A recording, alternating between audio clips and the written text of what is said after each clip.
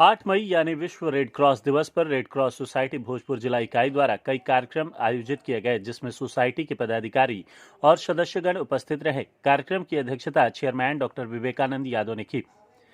निर्धारित कार्यक्रम के अनुसार कई स्कूल के सैकड़ों छात्र छात्राओं ने साइकिल पर तख्ती बांधकर नारा लगाते हुए नगर का परिभ्रमण करते हुए पुनः वापस आए।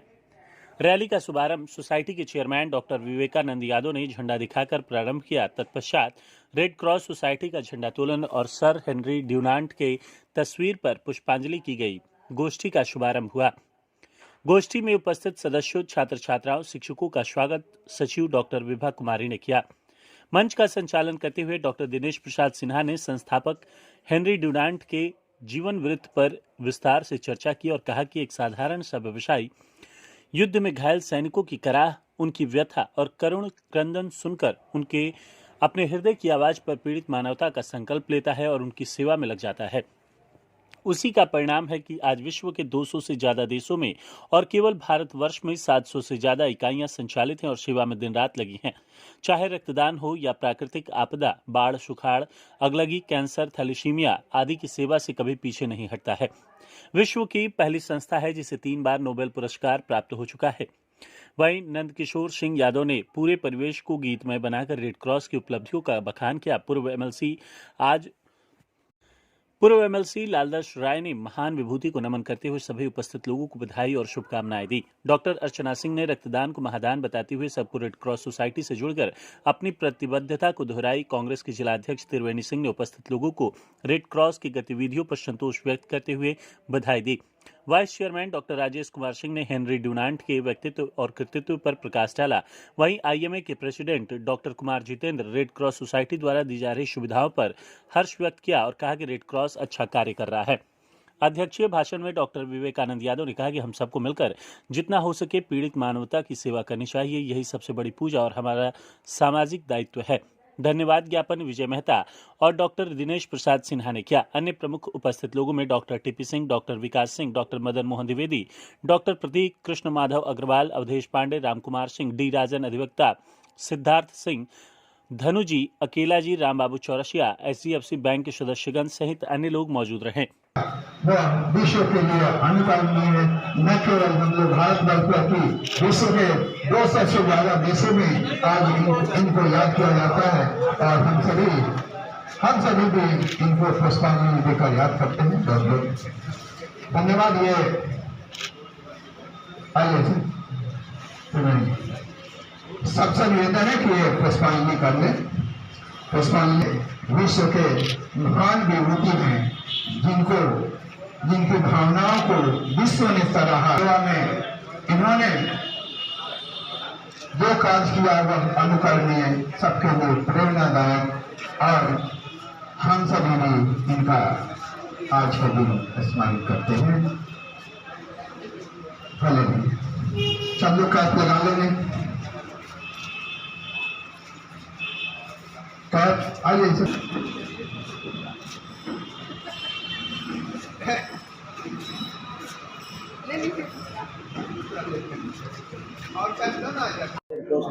आज रेड क्रॉस डे मनाया जाता है ऑल ओवर इंडिया। ये जो रेड क्रॉस के संस्थापक थे हेनरी टूडू, उन्हीं के जन्मदिन का एक उत्सव मनाया जाता है। ये मानवता की सेवा के लिए बिल्कुल कमिटेड हैं और इसमें वार्ड में, पीस में, सब जगह इन लोगों का काम चलता है। जहाँ भी आप मानवता को कहीं तकलीफ है, बाढ़ हो, अगलगी हो, वार हो, इसमें यहाँ पर सेवा देने के लिए तत्पर रहते हैं। आज का दिन तो ये जैसे स्कूल के बच्चों को बुला के साइकिल रेस हुआ है और फिर वहाँ से लौट के आएंगे, फिर आपस में मिल के कुछ बातचीत करेंगे। उनके संस्थापक के विषय में हम लोग बात करेंगे, उनके जीवन शैली पर हम लोग प्रोग्राम डालेंगे।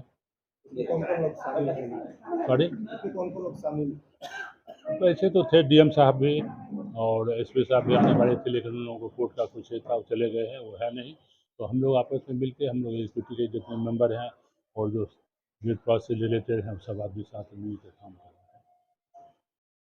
रहे हैं। प्रतिवर्ष सर हेनरी डूनांट जो हैं वो रेड क्रॉस के संस्थापक रहे और उनकी याद में आज उनका जन्म दिवस है और उनकी याद में प्रतिवर्ष अंतर्राष्ट्रीय स्तर पर विश्व रेड क्रॉस दिवस मनाया जाता है।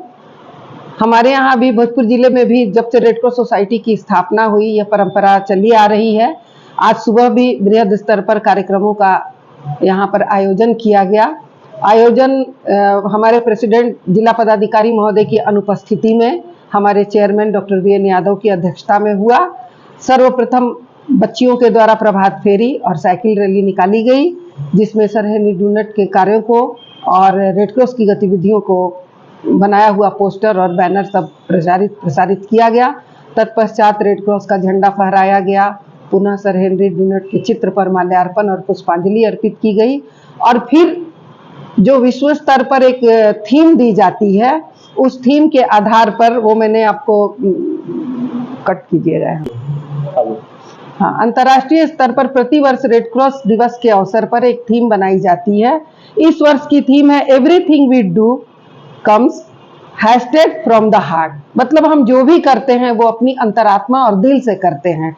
इस विषय पर सेमिनार आयोजित किया गया, जिसमें कुछ स्वयंसेवकों ने और हमारे पदाधिकारियों ने, अन्य वक्ताओं ने अपने अपने विचार व्यक्त किए और जितने भी स्कूल के एडोलसन पीरियड के बच्चे आए थे, जो हमारी भावी युवा पीढ़ी हैं, उन लोगों को प्रेरित किया गया कि आने वाले समय में वो एक अच्छे स्वयंसेवक के रूप में तैयार हो और पीड़ित मानवता की सेवा के लिए कार्य कर सके।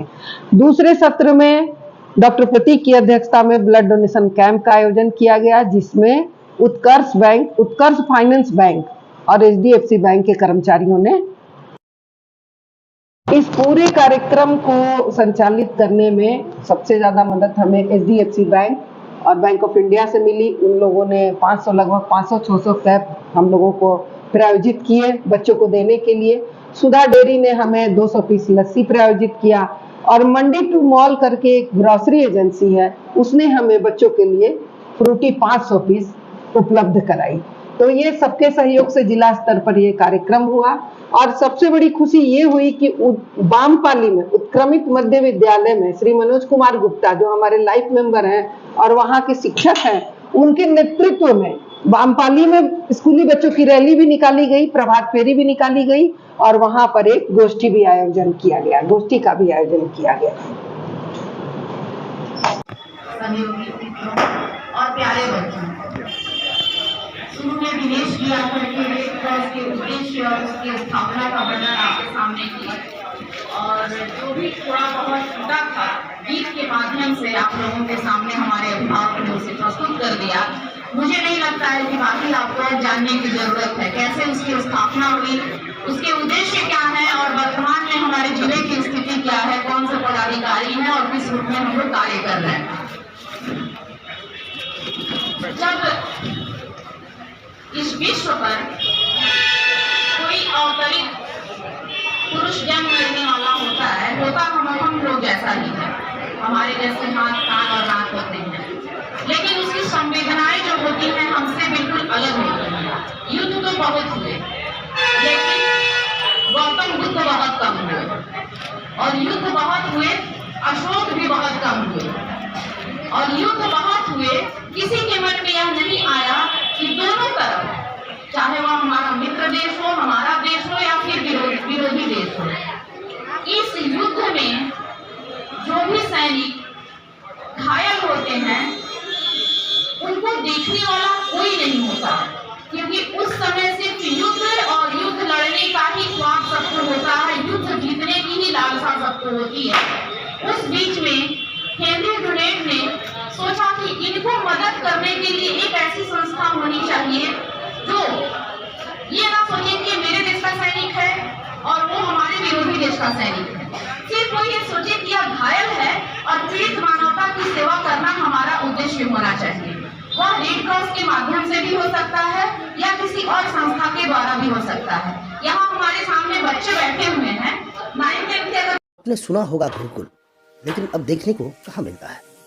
परंतु आज भी कहीं कहीं ऐसा विद्यालय है जहाँ पर गुरुकुल की परंपरा देखने को मिलती है, जहाँ पर संस्कार और अनुशासन कूट कूट कर भरे हुए हैं। आरा में मझुआ स्थित संभावना आवासीय उच्च विद्यालय इसका जीता जागता उदाहरण है, जहाँ पर शिक्षा के साथ साथ संस्कार और अनुशासन बच्चों के अंदर कूट कूट कर भरे जाते हैं। जहां पर बच्चों के अंदर आत्मनिर्भरता और सादगी के गुण पिरोए जाते हैं। स्वच्छ वातावरण, सुंदर माहौल, अनुशासन, संस्कार और सादगी का प्रतीक संभावना आवासीय उच्च विद्यालय कुशल शिक्षकों के नेतृत्व में शिक्षा के साथ साथ extra curriculum, sports, music, arts, yoga, PT etc बच्चों को सिखाया जाता है, जहां पर हर वर्ग के अभिभावक अपने बच्चों को आसानी से पढ़ा सकते हैं। संभावना आवासीय उच्च विद्यालय